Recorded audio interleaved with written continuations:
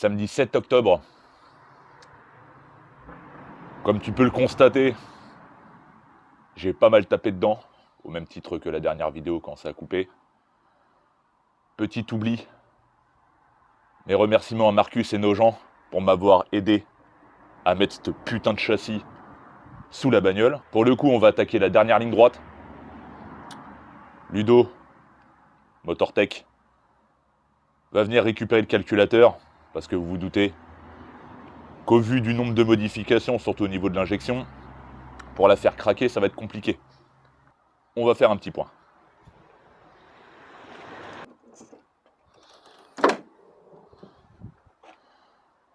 C'est pas mal. On va repartir au niveau des trains roulants tout de même. Bon, tu te souviens, disque, étrier, enfin tout système de freinage d'un 530D sur 525D pour rappel. Option administration du coup.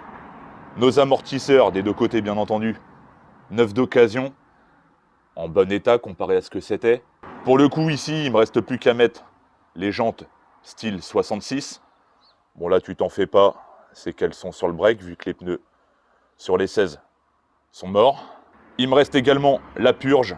Option châssis sport 705 avec la barre anti-roulis avec une section plus grosse. Le pare-boue est thermi. Au niveau des roues, c'est kiff-kiff des deux côtés. On est pas mal du tout.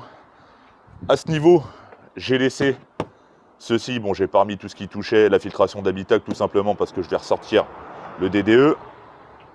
Ceci, j'attends de fignoler tout par rapport au rejet des vapeurs avec le boyau là-bas, du lave-glace d'ailleurs, pour rediriger ça au moment voulu.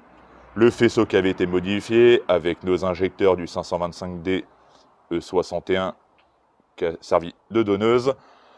D'ailleurs, à ce sujet, en off, j'ai remplacé les nez d'injecteurs. Je vous ferai voir ça juste après. Mais pour conserver le même angle au niveau du nez d'injection par rapport à nos pistons du 2,5 litres M57, première génération. J'ai commencé à remonter l'échappement non souqué pour le régler au cas échéant par la suite. Sur alimentation, on peut voir juste que ça a été recoupé et ressoudé ici par madame. Merci mon chat. Pour tout simplement conserver un maximum d'éléments d'origine et pas que ça me coûte une blinde. Donc là, on est pas mal, on est étanche, raccordé en bonne et due forme, avec d'ailleurs, comme vous pouvez le voir, les raccords d'échangeurs du E60. Donc pour le coup, en façade, on va se retrouver avec l'échangeur du E61. J'ai juste modifié un peu le châssis pour pouvoir le mettre dedans. D'ailleurs, j'ai des Colson tout simplement pour le rigidifier, hein. Sinon, il tenait sans. Mais bon, je risque un peu de la brutaliser l'auto, donc ça fait une petite sécu supplémentaire. Le spal d'origine, comme vous pouvez voir derrière, plus de refroidisseur de clim, qui a d'ailleurs été totalement supprimé. Le radiateur en direct, comme ça, en cas de remplacement, si jamais à Folembray, j'en repète un, j'espère pas. La facilité d'accès est indéniable. Et même, on pourra avoir un œil aussi sur notre tuyau de refroidissement de direction assistée, qui pour rappel fuyait et c'était vraiment dégueulasse dans le coin. Sur cette partie-là, on est pas mal. Bien sûr, collecteur d'admission remonté définitif suite au remplacement des nez d'injecteurs. Oh putain, je te l'ai pas raconté celle-là. Tu te rappelles qu'il y a des pièces bien précises que je compte conserver pour le projet à terme.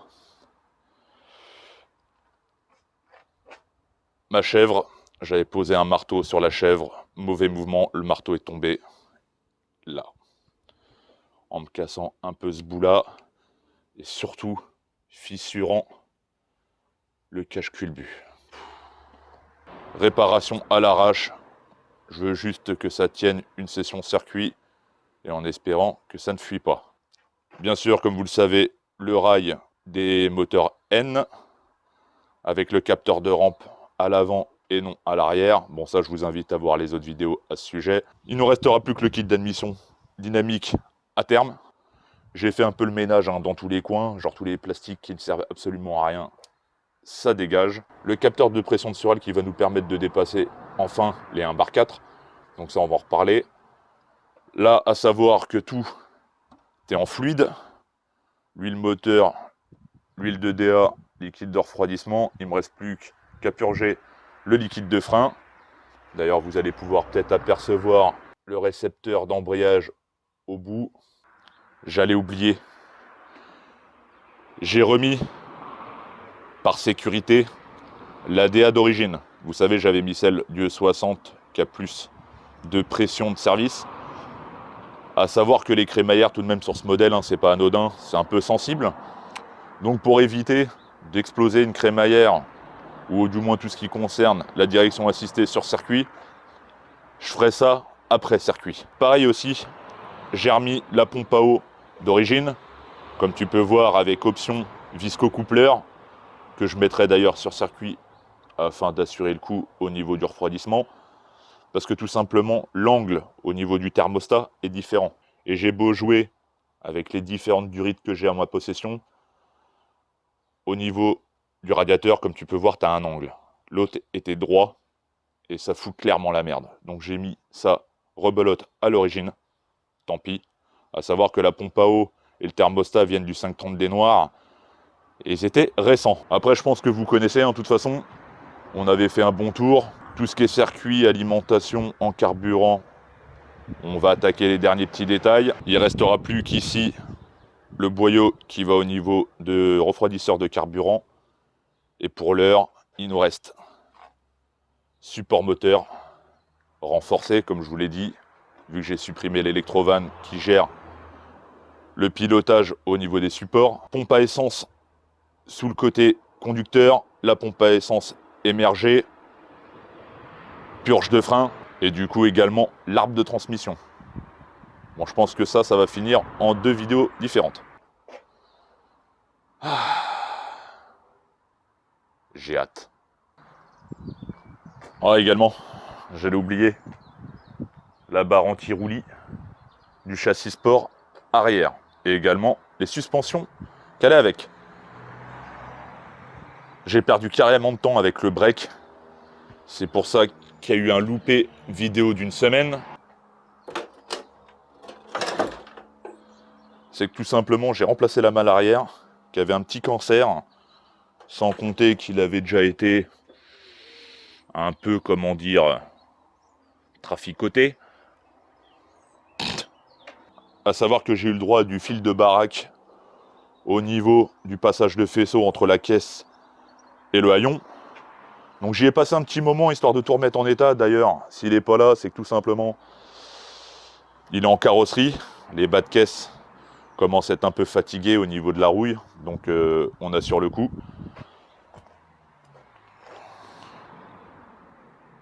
Support moteur renforcé. D'ailleurs,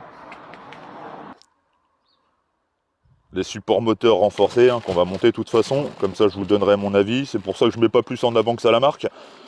Mais étant très compliqué à trouver sur le net, c'est King Elements en Espagne. Clairement, c'est les seuls que j'ai réussi à trouver. Pour E39, alors autant pour les autres modèles, il n'y a aucun problème, mais pour E39, c'est une galère. Pour l'arbre de transmission, le petit palier, parce que tous les autres sont défragmentés. Bah écoute, je vais me changer. Ah si, il est né d'injecteur.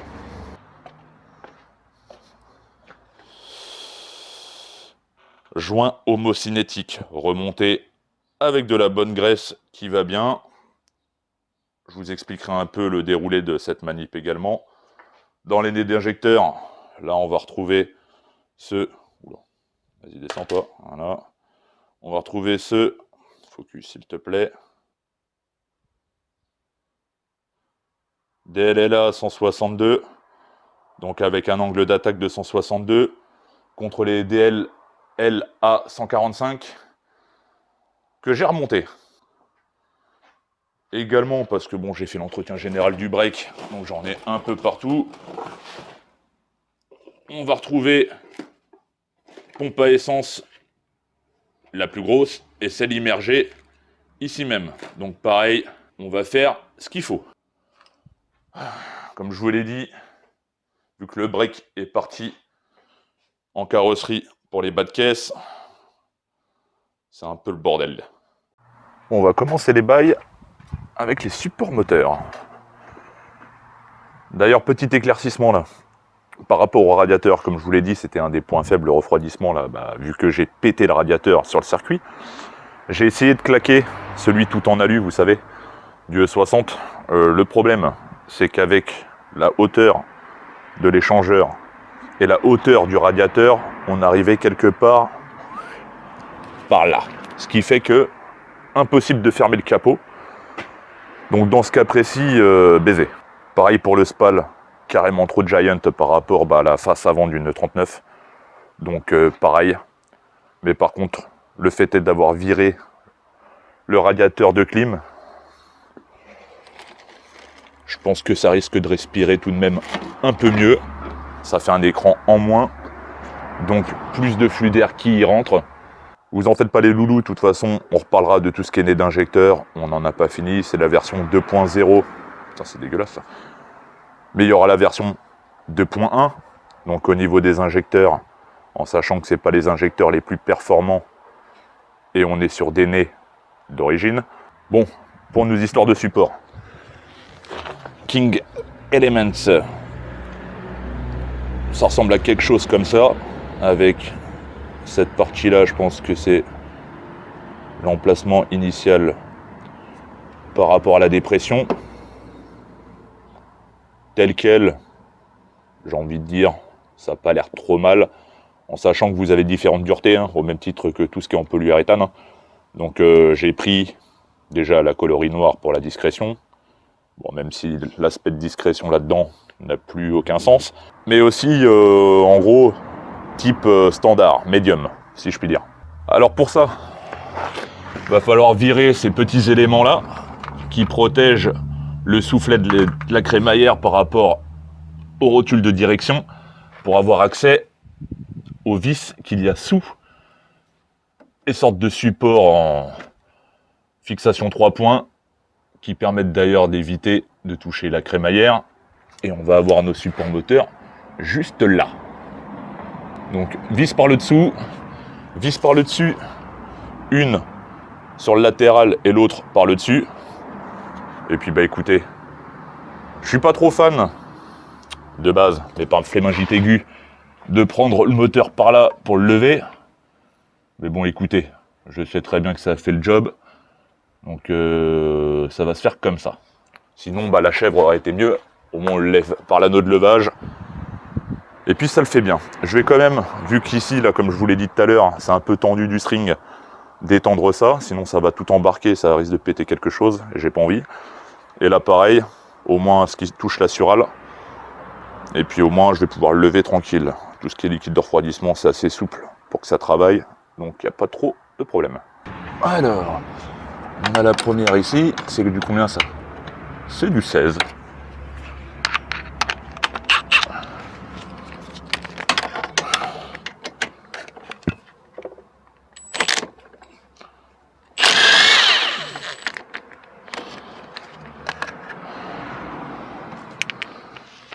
Par contre l'autre, c'est un peu plus une galère.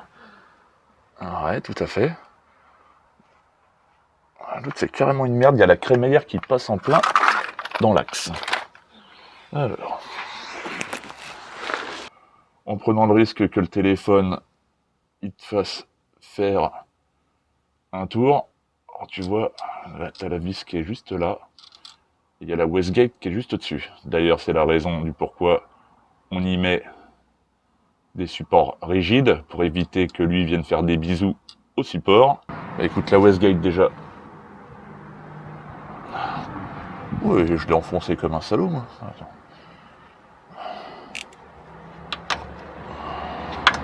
Alors, autant il y a des trucs qui sont bien pensés. Alors ce truc-là, par contre, je suis pas d'accord.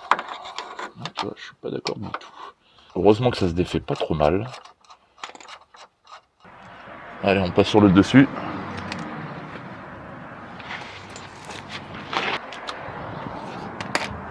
Bien sûr, les caches en question que j'ai dû retirer pour pouvoir y accéder dans un optique de simplification de manip. Je ne vais pas les remettre. Hein.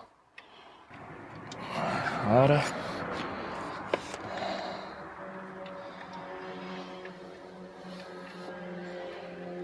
Comme ça, au niveau de tout ce qui concerne compartiment moteur, je vais tout remonter, on sera pas mal.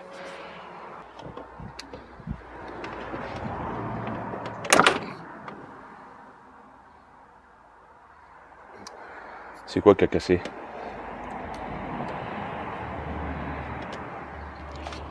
Une ampoule de phare, un support d'ampoule.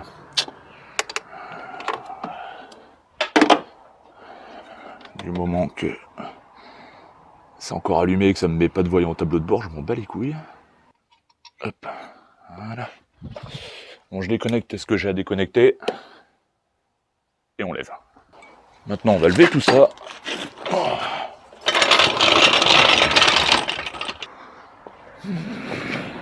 Alors, ça dit quoi ça? Et de 1. On va le remplacer dans la foulette. Ouais. Tu l'auras compris.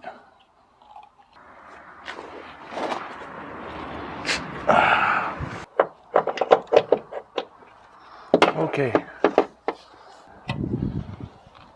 Et le deuxième, qui lui était pas trop mal. Attends voir 2 secondes, là, il y a un loup là, non?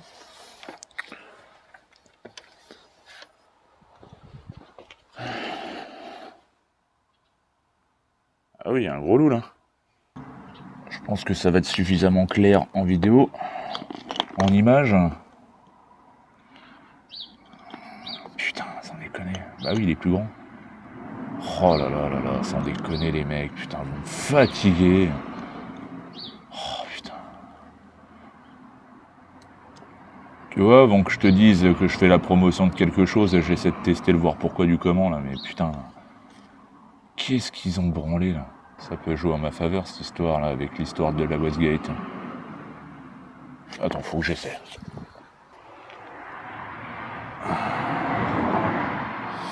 Vas-y, laisse tomber. Bon, il est celui-là est fatigué, mais bon, écoute, d'un point de vue temporaire,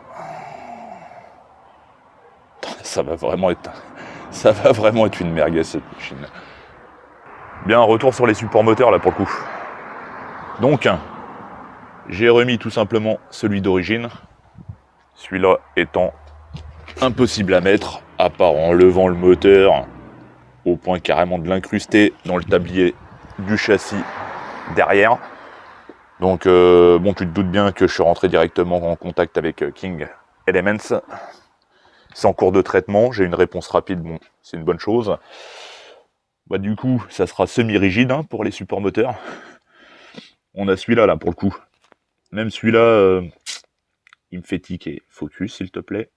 Pour le coup, là, regarde. Je sais pas si tu vas voir, mais ça va être compliqué. En fait, j'ai un léger jour ici, là. Donc, il est calé dans le fond là-bas.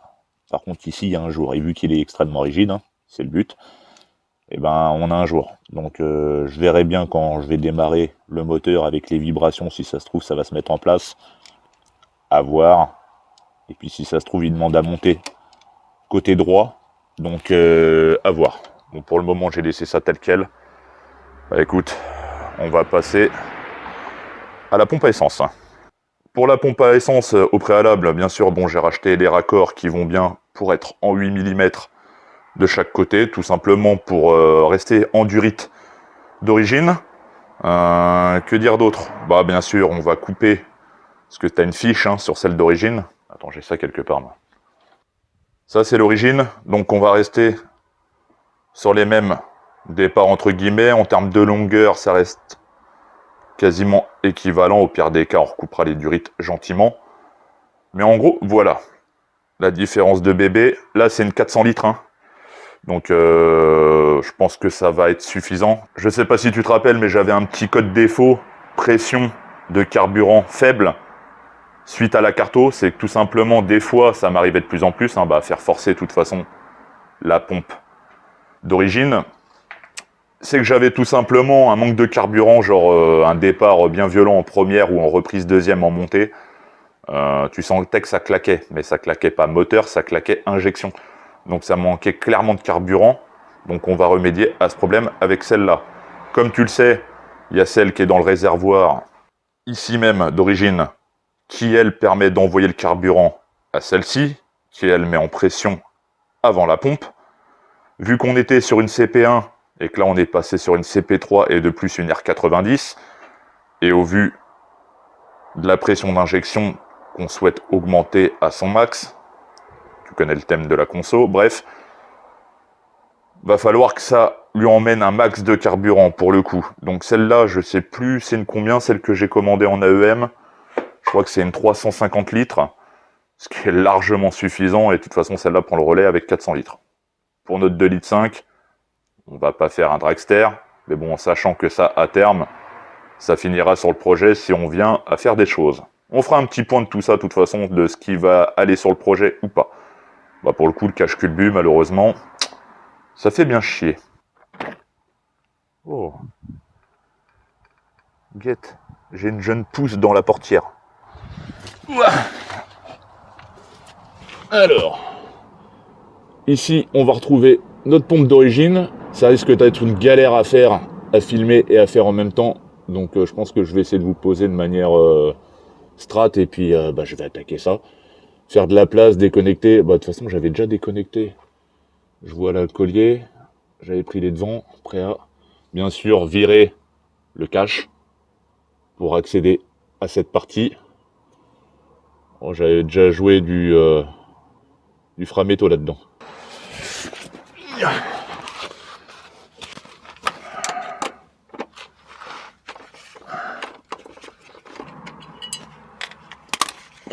Ok. Alors maintenant on a ça. On a ça. Faut déconnecter. Ici. Il va me falloir un réceptacle, ça sent la connerie ça.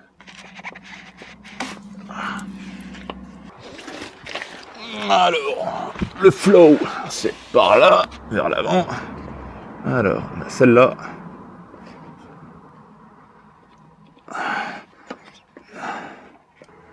Là. Et l'autre, écoute, ça va être pile poil, mon gars.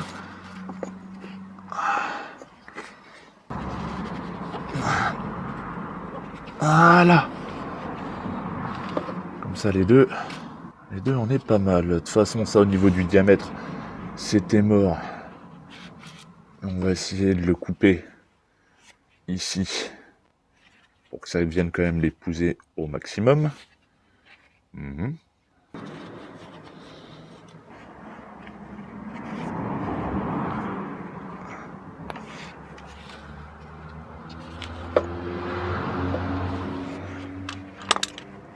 Ça, on va l'ouvrir.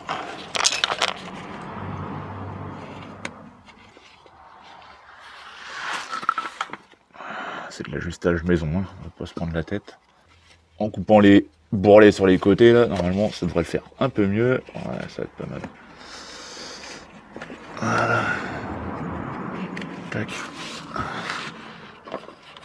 Voilà. Là, ça. Voilà. Ensuite, ceci.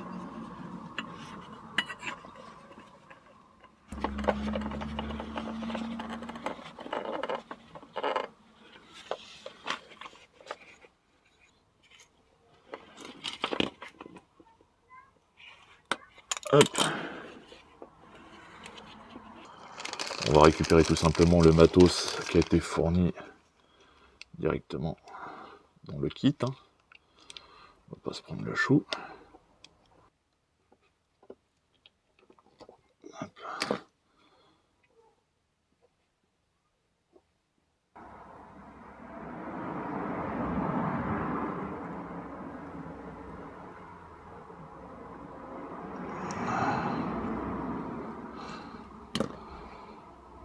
Ok. Et le gros pour le plus. Ok. Petit coup de clé. Et puis bon, ça va être fini.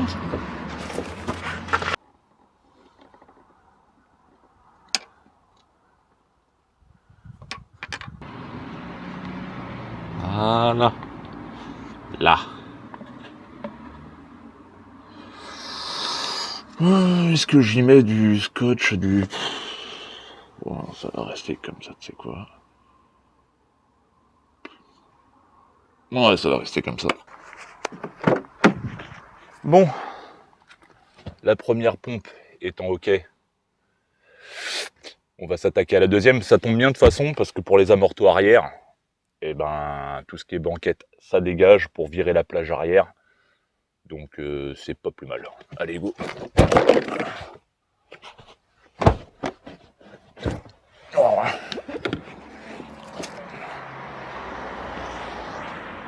Alors, on va avoir accès à notre accès de réservoir. Normalement, ça se prédécoupe. Bon, il y a déjà eu du scotch dans les parages. C'est qu'accessoirement, ça a déjà été changé. Oh, quoique non. Pourquoi il y a un bout de scotch ici, là? Comme d'hab, hein, je le répète, hein, je serai plus minutieux avec le projet, on va pas se mentir. Hein, j'en ai absolument rien à secouer. Je vais vous rapprocher.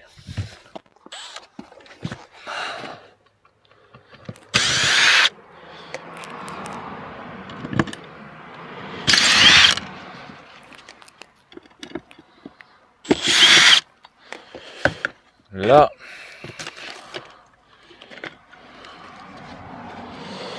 alors, faut tirer sur la prise, voilà. De une, oh, c'est poussiéreux la mort là-dedans. Alors, on vient de dégager la prise, on a juste à coulisser la partie et ça s'éjecte. On va retrouver notre fameux Webasto, vous vous rappelez. Et puis, on a un élément ici. Donc là, je vais virer celui-ci. Des colliers à la con comme ça, œillet. Et lui, je crois que je vais le couper directement parce que ça me fait chier. Je crois que je vais le couper à ras. Et je vais y péter une vis. Je vais gagner mon temps. Voilà. On va se faire chier pendant 10 ans. Et d'ailleurs, tiens, dégage. Voilà. Comme ça, parce que ça pète comme du verre. Et le problème, c'est si vous faites pas ça, enfin, vous allez essayer d'enlever les œillets et vous avez une chance sur deux de péter à ras ici. Donc, pour s'éviter ça, je vous invite à supprimer tout simplement le Webasto. On va voir quoi là-dedans. Est-ce que je vais pouvoir le retirer facilement cette merde là? Tournevis.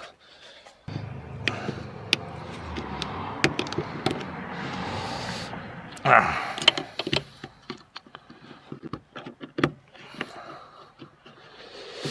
On va lui remettre un bon vieux collier à visser. Ça ira très bien. Bon, tu sors quand tu veux, toi. Ça. Notre arrivée de carburant. Enfin, notre retour plutôt. Ensuite, on a ça à dévisser. Alors là, pour coup, burin, marteau. Tant qu'à faire, un burin pas trop aiguisé, parce que sinon vous allez bouffer ça à une vitesse grand V.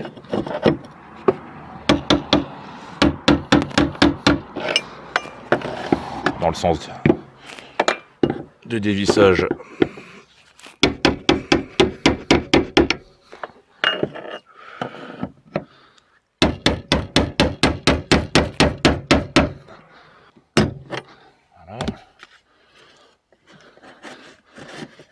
Voilà. Alors, toi, cache-toi, tu me fatigues. Ça en est bon. On va limiter l'entrée de la merde. On va se limiter au strict nécessaire.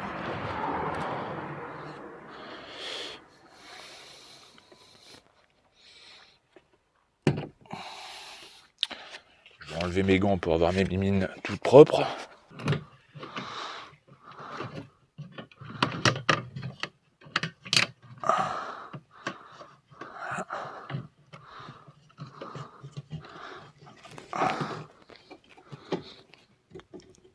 Comme je vous l'avais montré dans l'autre vidéo, on déclipse et ça vient tout seul.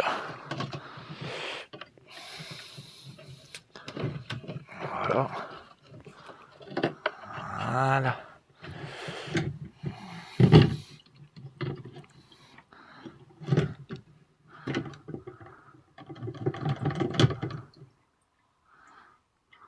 Va falloir que je vais remettre de l'essence parce que ça risque de téter sec. Bon alors. On va retrouver notre filtre d'ailleurs, comme je vous disais. Quand vous changez ça, nettoyez la crépine tant qu'à faire, pour pas que ça aspire de la merde. Vous voyez un peu. C'est pas anodin, donc bien sûr, dans ce cas-là, même si vous la gardez d'origine, hein, c'est pas le problème. Si vous devez intervenir sur ça, n'oubliez pas de nettoyer la crépine. Donc là, on va procéder de toute façon au remplacement de celle-ci par notre AEM. Bien. Alors, on va avoir nos connectiques. Est-ce que je peux déclipser ça sans le casser? Oui. Attends, chaque chose en son temps. Voilà. Voilà. Le fameux filtre crépine qui est dégueulasse. Je mets ça de côté. Ce qui va nous intéresser, c'est la pompe. La pompe elle-même.